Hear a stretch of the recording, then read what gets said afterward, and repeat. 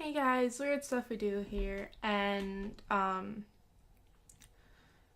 video, a little there's some tension going on in the last video, but I decided since I've reached 100 subscribers. Oh, do you like my nails, by the way?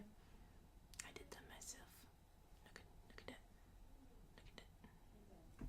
at that. I decided since I am at 100 subscribers and stuff that I would tell you guys a little bit about me, because all you really know right now is that I'm weird, I have deaf parents, I'm tall, I'm best friends with Epic Fails, and pretty much that stuff.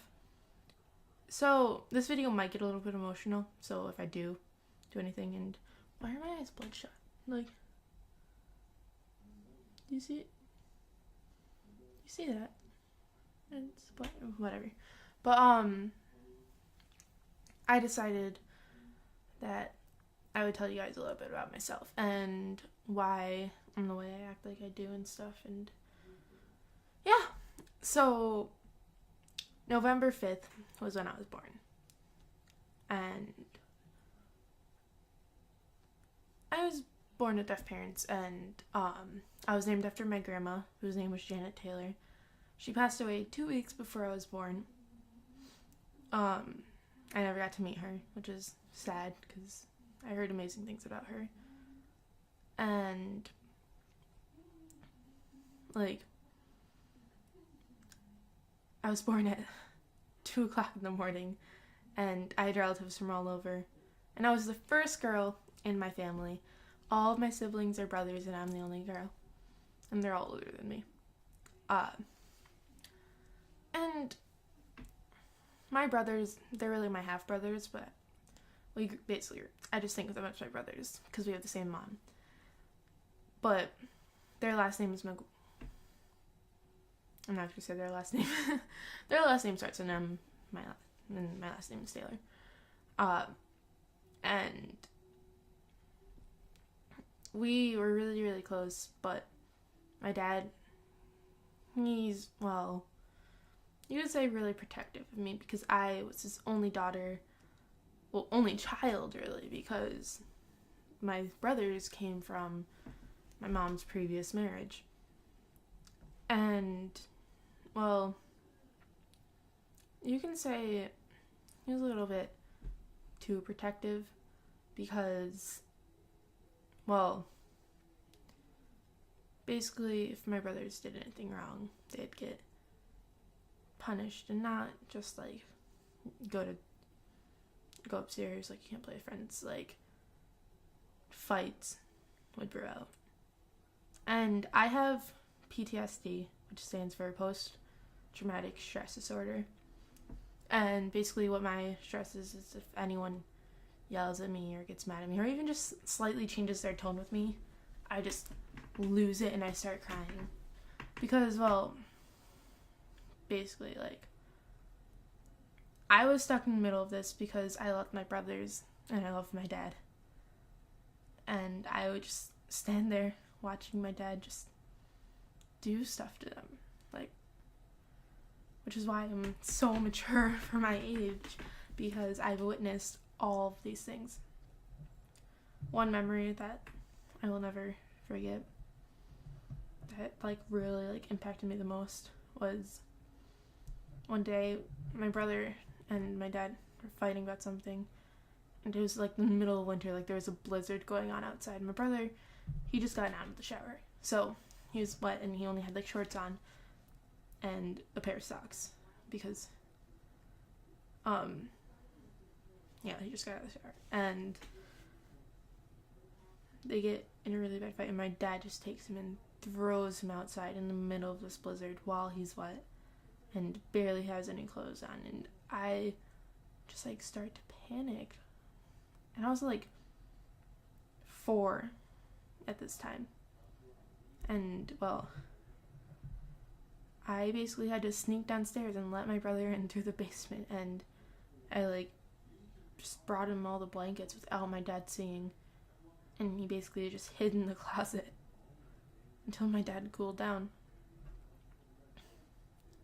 My dad had some really bad anger problems, and it didn't help that he was deaf, because then there's that huge miscommunication barrier, And if I really think about it, I really wasn't even raised by my parents either, because my mom, she worked at a deaf school teaching kids, and my dad worked at IBM all the time. So my grandparents basically, they taught me how to walk, taught me how to speak, like, just taught me all of these things, and I'm so thankful that I had my grandparents there. But I remember one day coming home from school, and everyone was sitting around, and I'm like, where's my mom? Because usually when I came home from school, she'd be home there waiting for me with a little snack or something.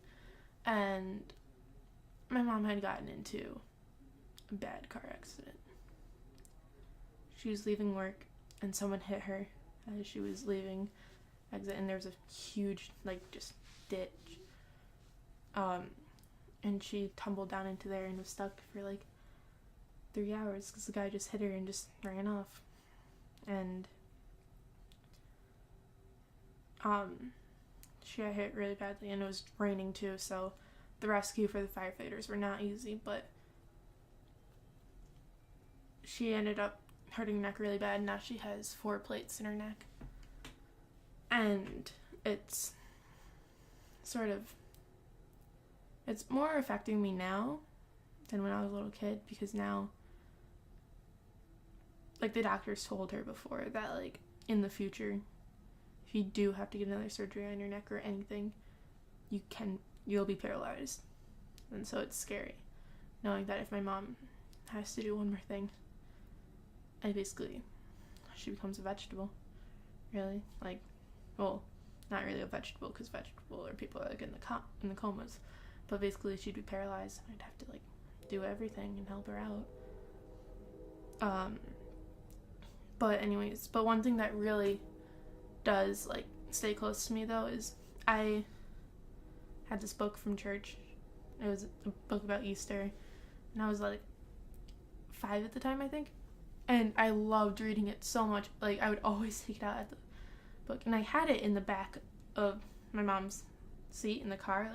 There's the driver's seat, and then you know how behind it there's little pockets.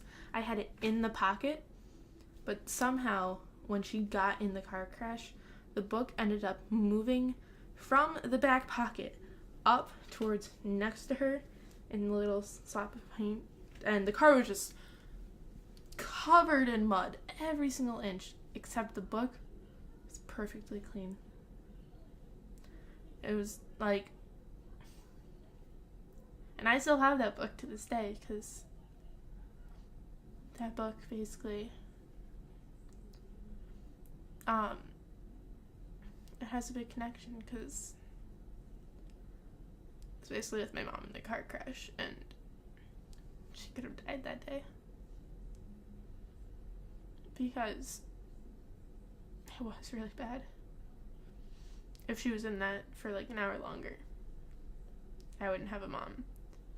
And even though I get in fights with her a lot, I still deeply love her.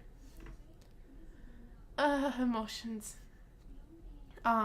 But my parents ended up getting divorced when I was 7.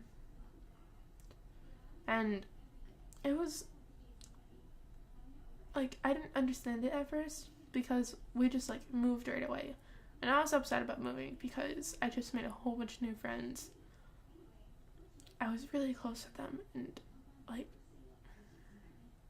I just, left, and I was excited at first, because I'm ooh, a new place, as a little kid, you're really just, blind to things, but, I ended up moving up to where I am now, and things started off, and then I didn't catch this when I was 7 and stuff. Now I'm looking back, but my mom ended up getting engaged to my stepdad 2 months after we moved up to Rochester, which is where the area I live right now. And nowadays it just always bugs me, because my dad has changed a lot, and he is a really good person, and he does so much for me, But just back then, he just had anger issues, just because when he grew up, he was the only deaf child in his family, and his parent, like, my grandma, that I'm named after, Janet Taylor, basically was the only one that gave my dad attention. And when, she passed away, he just, lost it, because it started my grandpa going downhill. And another thing is, with my grandpa, I just call him Corny, because I'd call my grandpa, my mom's side, Grandpa, and then I'd call grandpa, my dad's side, Corny, because I don't know, I just always called him that. And then, I found out 2 years ago that he has cancer. And he's slowly forgetting everything. And he's slowly going downhill. And it's sad because I really don't go down there that much. And the thought that's just constantly in my head is that the next time I might see him might be at his funeral. Because he honestly doesn't have that much more to live. And I've lost a lot of people in my family. And I'm really sensitive. And it doesn't take much, but I become really close to family members, even if they do stuff. And, yeah. So, that's a little bit of my life story. Hope you guys enjoyed this video. I'm sorry it got emotional. And yeah. So now you guys know a little bit more about me, and I might do some more of these if you guys like them. And yeah. Love you guys. Peace out. Later.